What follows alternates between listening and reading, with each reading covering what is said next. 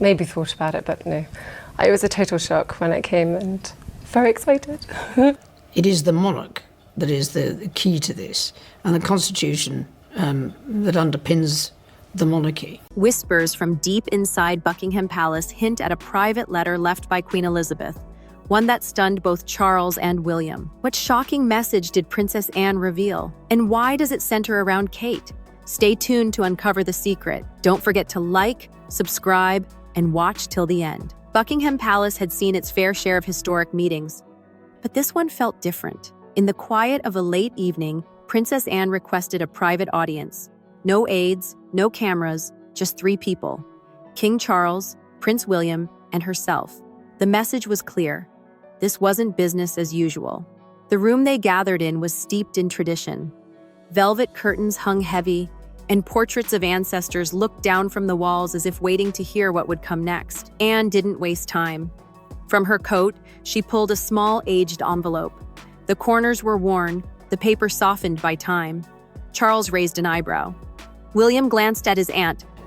And as you will imagine, his views have been expressed in a forthright. Puzzled, she placed the envelope on the table between them and said simply, "It's from Mother." The atmosphere shifted. Anne didn't speak again. She waited.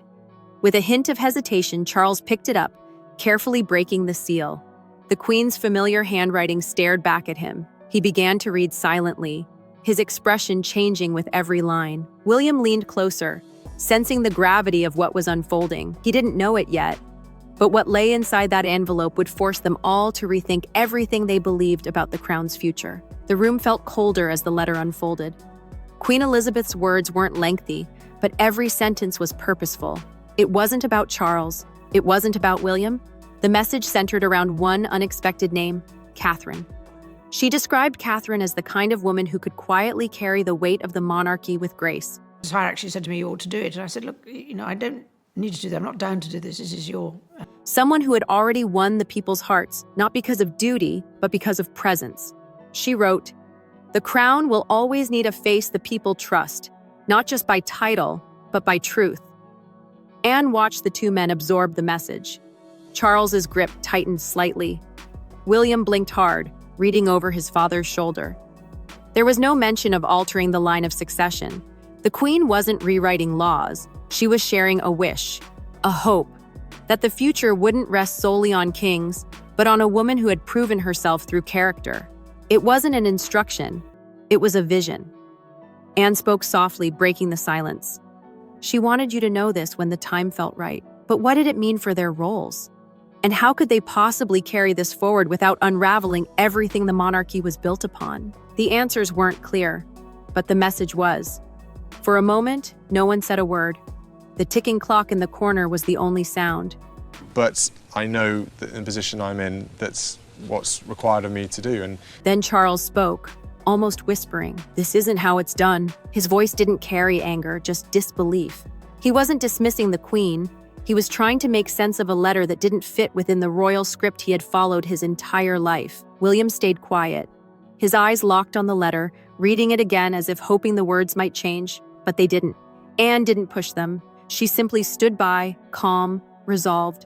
She had carried this message for months, maybe longer. Now it was no longer hers to bear alone. Finally, William asked, "Why didn't she tell us earlier?" Anne gave a half smile, her voice steady. "Maybe she knew you weren't ready to hear it then." Charles rubbed his temple. The weight of the past and the future pressed against him. They had choices now, none of them easy. They could ignore the letter and preserve tradition, or they could follow its spirit and risk a wave of questions no palace was ready to answer. it came about from a desire to see more change. But one thing was certain, the Queen's message had been delivered.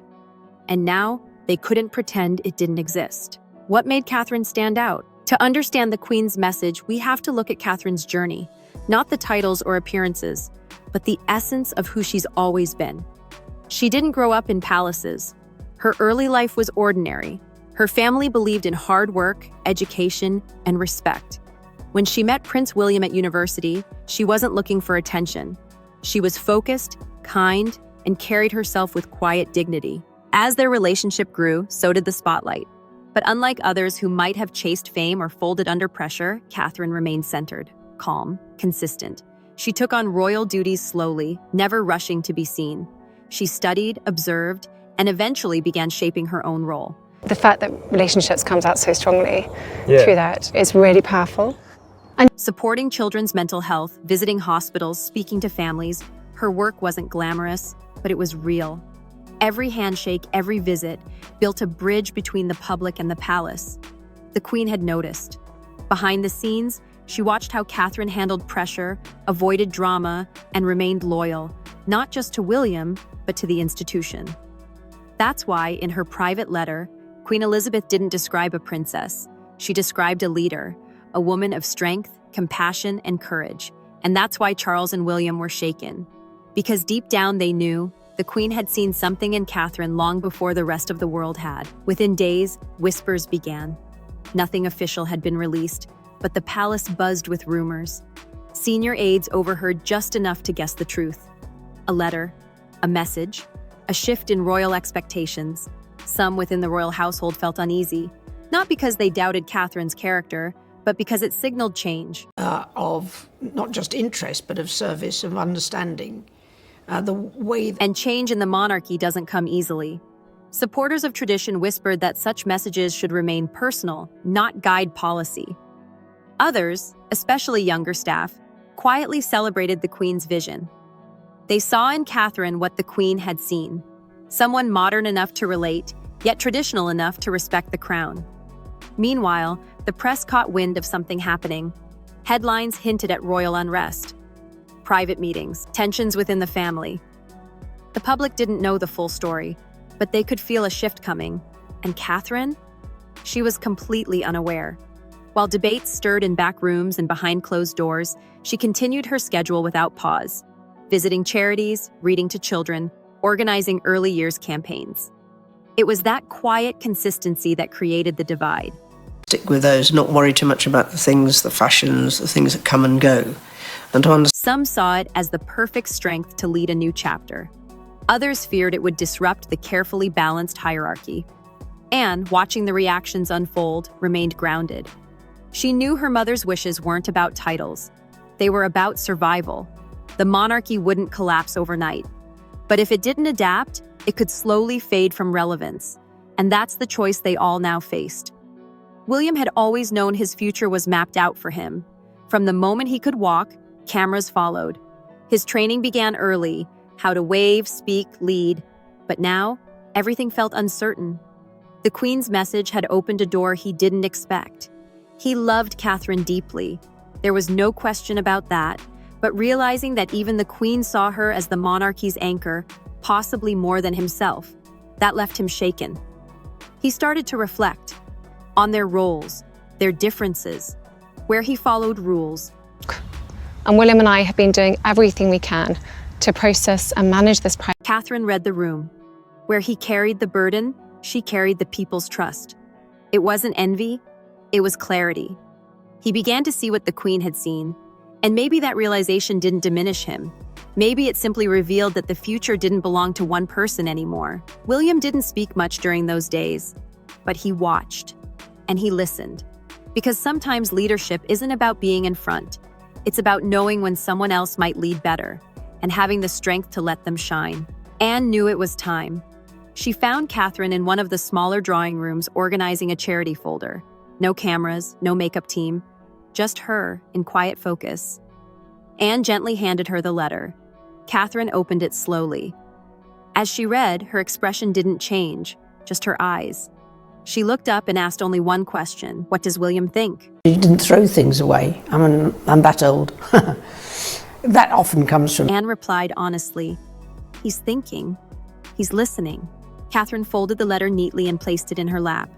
She didn't speak for a moment. Then, in a calm, steady voice, she said, "I need time." Anne nodded. She expected that. Catherine didn't rush into decisions. Her first thought wasn't power.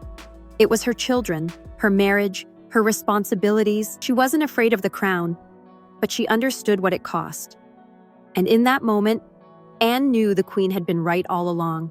Because true leaders don't chase the crown, They consider what it means for everyone else first. News travels fast, even in whispers. A few details leaked. Not the full letter, but enough to spark debate. Social media lit up.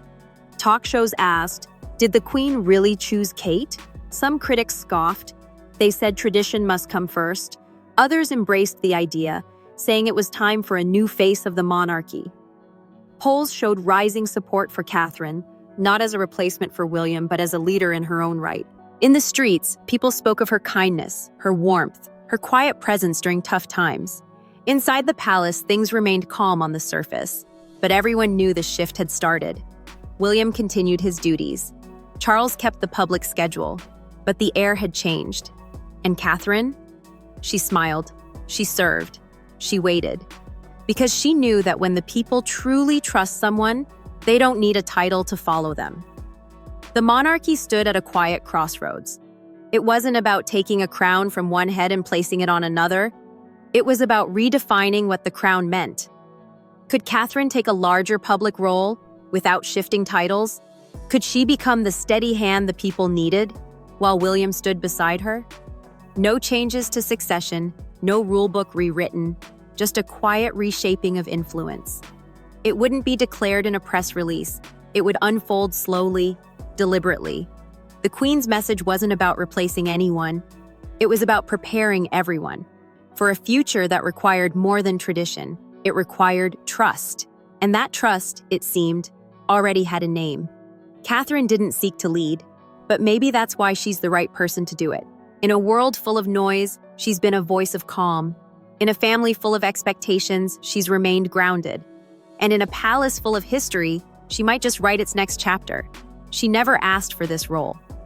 But the Queen saw her anyway, not as a symbol, but as a solution. As the world watches the royal family take careful steps forward, one thing is clear. Leadership doesn't always roar. Sometimes it whispers. And sometimes the quietest voice carries the most weight. What do you think? Did the Queen get it right? Drop your thoughts in the comments, subscribe for more royal revelations, and stay tuned. This story is far from over.